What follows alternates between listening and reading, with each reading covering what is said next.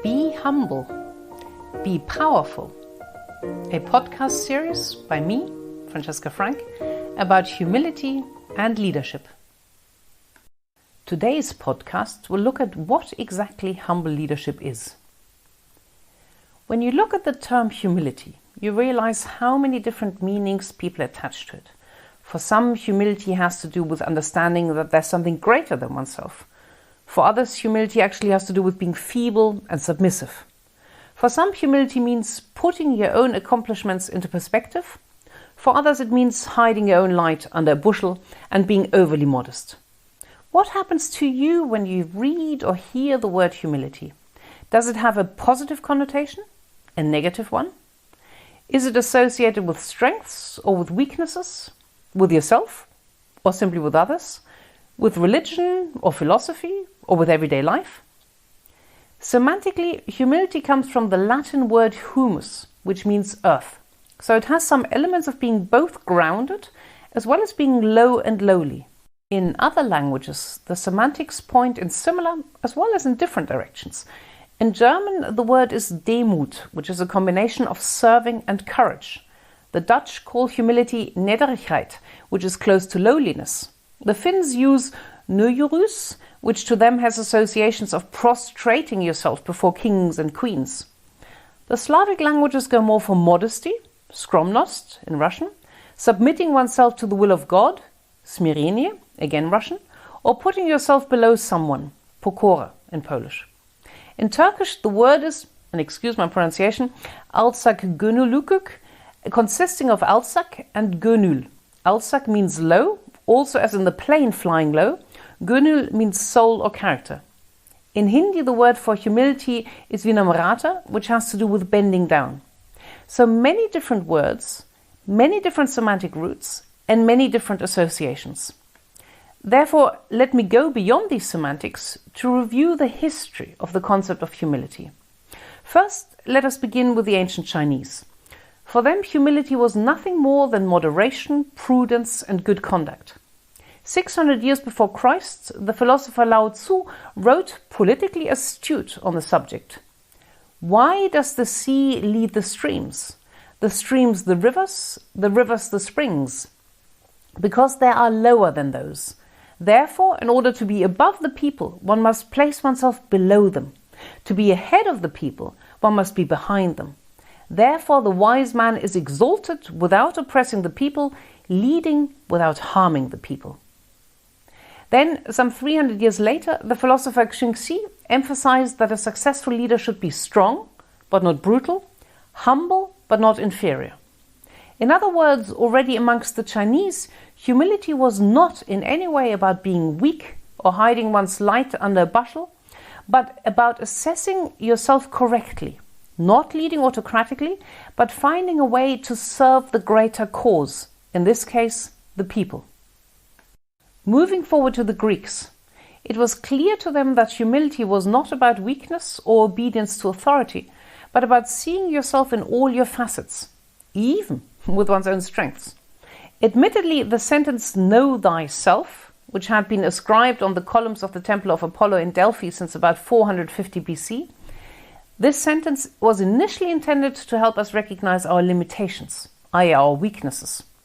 However, from about Plato onwards, this changed. He emphasized the importance and possibility of human development. We can and should build on what we have at the present moment. That is, as a human being, I should not only recognize what I lack and work on that, but also perceive what it is that I already have now, that which I already can do right now. Therefore, the core element of humility became the alert and wise perception of what really is, and never to be deceived by oneself or by others. Plato's contemporary Xenophon went one step further. He saw humility as a core virtue that is necessary to make all other virtues shine. He uses the example of a war horse whose power and strength only comes to the fore when it is under the control of humility. Man is seen as no different in this respect. Without humility, all his other virtues are not worth much. Aristotle rounds it all off with the principle of moderation. It is always better to avoid extremes and to take a middle position.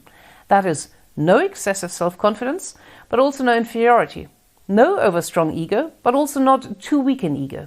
In the middle, in the center, lies humility.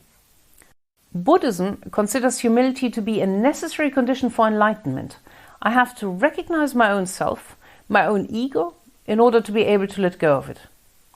It was actually only the monotheistic religions that ended up placing humility in relation with a strong authority. Before that, humility was about the human being, about the people. Now humility was about the relationship to God and to the religious institutions organizing the relationship with God. The new dictate: man should accept his lower and inferior position before God and submit to him and any structures serving him. Under no circumstances should he rebel or think too much of himself. Independent thinking or even courage was not emphasized, at first, much in any of the faiths. To be courageous against God, to represent man in his strengths before himself, God or the church, was absolutely no focus. And consequently, it comes as no surprise that philosophers like Nietzsche condemned the concept of humility. He reviled humility as slave morality for a writhing worm. Humility, he said, is one of those dangerous, slanderous ideals behind which cowardice and weakness, and therefore submission to God, lie hidden. It was time for the Übermensch to come. That would spell the end of useless humility. This condemnation has been adopted by other thinkers who see humility as making oneself small and also see something sycophantic in it. Do you remember Uriah Heep from David Copperfield by Charles Dickens? This Uriah Heep insists that he is humble, very humble, sir, and yet he is just a disgusting character who parades humility like a great shield behind which he can do evil things. In recent decades, however, the image of humility has changed considerably and rediscovered its power. Today, humility has again something to do with a sense of proportion, self-knowledge and self-worth. The positive elements of the English word come to the fore, being grounded. When are you grounded? When you do not believe yourself to be greater than you really are, but you also do not need to turn yourself into mud. American philosophy professor Robert Solomon compares humility to a speech at a film awards ceremony. Arrogance and false pride should be avoided, but self-mortification is also wrong, he says. His quote: "Humility need not be pathetic. It is often no more than a realistic assessment of one's own contribution and the recognition of the contribution of others." British Rabbi Jonathan Sacks sees humility as an appreciation of oneself, one's talents, abilities and virtues. Likewise as an appreciation of others as well as an openness to the world. And that brings us to the topic of management and humility. Since about 2011, researchers have fine-tuned the definition and more or less agreed on the following elements of humility. Humility is shown by the one who, firstly, is willing to assess the self accurately. This applies to weaknesses as well as strengths. Who is also willing to show strength and weaknesses where it makes sense for the bigger picture, not for their own ego. Secondly, openly shows appreciation for the strengths and contributions of others. Thirdly, is always open and willing to learn. And fourthly, understands that he or she is only a small part of a larger whole, who knows about being finite, easily replaceable, and is aware that circumstances and luck always play a huge role. Now the question for you: do you buy this definition of humility? Can you live with it? In my research, I asked hundreds of executives what their understanding of humility is.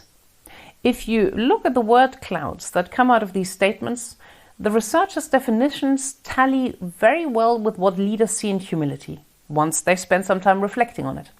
It is all about strengths, weaknesses, respect, seeing eye to eye, being open, understanding the bigger picture, being accepting, as well as driven to appreciating others. So this will be the definition we will work with. One of the managers I interviewed sums it up as follows.